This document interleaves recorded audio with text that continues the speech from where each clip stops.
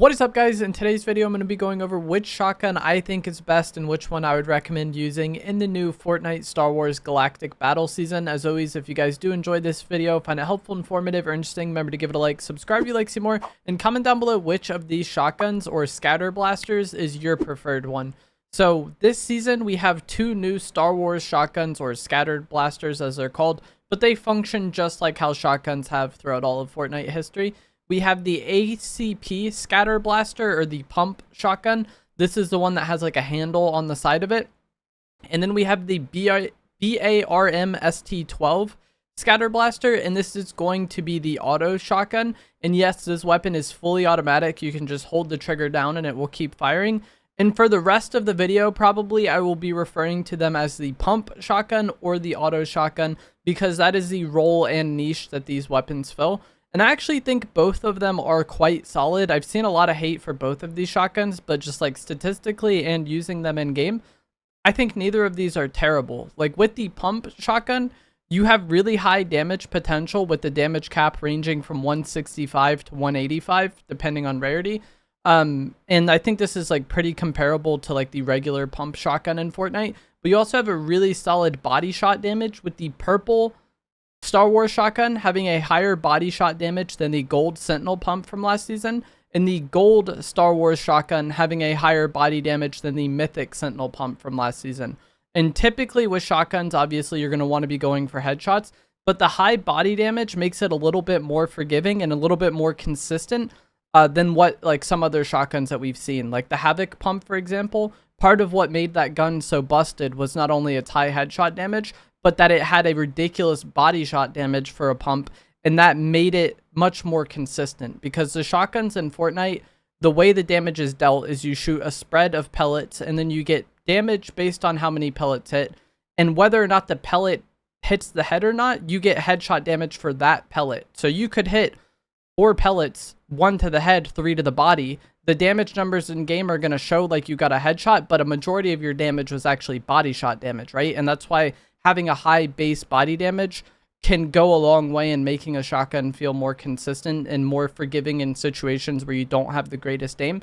That's also why people feel shotguns in Fortnite are so inconsistent or don't make sense, is that they see headshot damage but wonder why they got low damage in that moment. It's usually because you didn't hit very many pellets, or out of the pellets you did hit, you didn't hit very many to the head. So this gun has good damage, solid body damage, and a solid damage cap. Nothing is really holding it back, I think.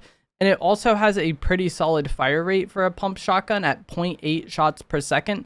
This is matching the Sentinel pump from last season, and that's better than pretty much a majority of every other pump style shotgun we've had in Fortnite. When you look at like the regular pump, the Striker pump, the Thunder pump, the Havoc pump, it has a higher fire rate than pretty much all of those. And so I think it's just a pretty solid, somewhat generic pump style shotgun. It doesn't do anything terrible, but it also doesn't really do anything great. It's kind of like upper middle pack when you compare it to like a majority of Fortnite pump shotguns. For the auto shotgun, I think this is also quite good, but I have seen a decent amount of people hating on it and, you know, really not enjoying it. But it has a 1.75 fire rate, which is actually slightly faster than the Gatekeeper shotgun from Chapter 5, which had a 1.7. And when you look at like the TAC shotgun or auto shotgun from chapters 1 and 3, I think both those had a 1.5 fire rate. The Maven had a 1.4. So it's slightly higher than a majority of like the, you know, auto shotguns that we've seen. Damage wise, it's, again, I feel like it's just kind of middle of the pack, but it is noticeably weaker than the Gatekeeper. But it is higher damage than the recent twin fire auto shotgun we had. And the max damage on this Star Wars shotgun is significantly better than the twin fire auto shotgun's max damage. The common Star Wars shotgun has the same max damage as a gold twin fire auto at 120. And then the gold Star Wars auto shotgun has a max damage of 140, which again, I think is just kind of middle of the pack as far as damage goes. But it is shooting slightly faster than a lot of those other spammier shotguns that we've had. So I think it's just decently good. And I feel like the Star Wars auto shotgun feels just like easy and decent to use. Both of these shotguns I feel like are kind of vanilla in that they fill the role of what you would expect from a pump or an auto shotgun without really being that unique with like having extreme upsides or downsides. They're both kind of just are what you would expect from a pump or an auto style shotgun. I do think this auto shotgun, though, is significantly better than the twin fire auto shotgun. From the moment I played Chapter 6 Season 1, the twin fire auto shotgun just always felt like weird to me. And the Star Wars one at least feels like just a Fortnite weapon. Sure, it's shooting blasters, but it feels like what I would expect from a Fortnite auto shotgun. One downside that both of these shotguns have, I feel like, compared to a lot of other like counterpart Fortnite weapons, is going to be that they have pretty large pellet spread.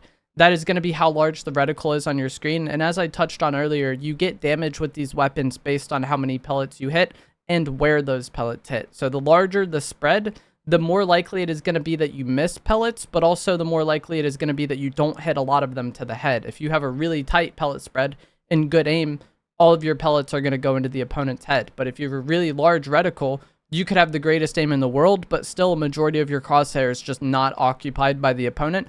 So you're going to miss some pellets. And both of these weapons, as I said, have a decently large reticle, and that's going to make them feel, more inconsistent, I think, than a lot of other Fortnite shotguns, especially if you're not incredibly close to your opponent. Aiming down sights with them will tighten that pellet spread a good amount, and I would recommend aiming with these shotguns when you can. And I've talked before about how typically you don't want to be aiming with shotguns in Fortnite, and that's going to be in those scrappy fights where you're out in the open, jumping around. In those situations, movement is going to be a really big deal, and slowing down to aim in is going to make you an easy target for your opponent, and it's also going to make it more likely you get thrown off by your opponent's movement because your sensitivity is going to be reduced by aiming. But when you are having like somewhat of a slower fight around cover, taking advantage of the ADS to get a tighter pellet spread, I think, will be a big deal with these weapons. In situations where maybe you have right shoulder peek and an opponent is pushing into you trying to chase, in those moments I would want to aim in, or, as I said, when I'm playing off cover, if I get out of a car and an opponent gets in, I'm maybe going to be a bit more inclined to aim in than I would with something like the Sentinel Pump, which had a really tight pellet spread. But still, in those scrappy situations, if I'm shockwaving onto somebody, I'm not going to take the time to aim in. And if, me and the opponent are both kind of like jumping and sliding around, I'd rather just hit a quick hip fire shot than make myself an easier target and go for the ADS shot. Obviously, every situation in Fortnite is different. But aiming in with shotguns is one of those like tough things where there's like times where it's really good to do and times where it's really bad to do. And if you play those moments well with each of these shotguns, I think you're going to notice them being a good amount better. With both of these weapons, being solid, as I said, I think it really just comes down to your preference, your playstyle, and what other weapons you want to use. If you prefer pump style shotguns, you'll like the ACP. I think it does fine. If you prefer spammier shotguns, the BARM ST12 does great. I think you'll be fine with it. Neither of them is so bad that it's like a deal breaker, in the way that I felt like the twin fire auto shotgun was just a deal breaker with how bad it was. Me personally, I think I'm going to prefer carrying the ACP pump, and a majority of that is just going to be because I prefer pump style shotguns. I like, using them and getting that high damage. But also with my favorite weapons this season, I think they so far are going to be the F11 blaster and the new DMR sniper. And the F11 blaster kind of already functions as like a hybrid AR and SMG weapon. And if I'm going to be carrying that, I might as well combo it with a pump. Whereas, like, if I'm going to be using that SMG with a spammy shotgun, there's not as much of a need to swap, between them because you can just spam out your shotgun. If you wanted to, have a different setup, like maybe you feel like the A280's hipfire isn't as good, and you don't feel comfortable comboing that with a pump, but you really like that AR, maybe that would be a time where you really want to use the, spammier shotgun. But so far, personally, I feel like the DMR sniper is incredibly powerful, and so I want to use that as much as possible. In the F11, I feel the same way. In close to medium range, this thing shreds, and the fact that it's not as good at long range isn't as much of a factor to me because I like using the DMR in those fights anyway. So for me, naturally, I feel like the ACP pump just fits better with the other weapons I want to use, and I've already touched on, I think it's really good. So that's why I think the ACP pump shotgun is my preferred choice this season. But I think both these shotguns are solid. Let me know down in the comments below which one you prefer. As always, if you did find this to be helpful, informative, or interesting, remember to give it a like, subscribe if you'd like to see more, and I will see you guys in the next one. Thanks for watching.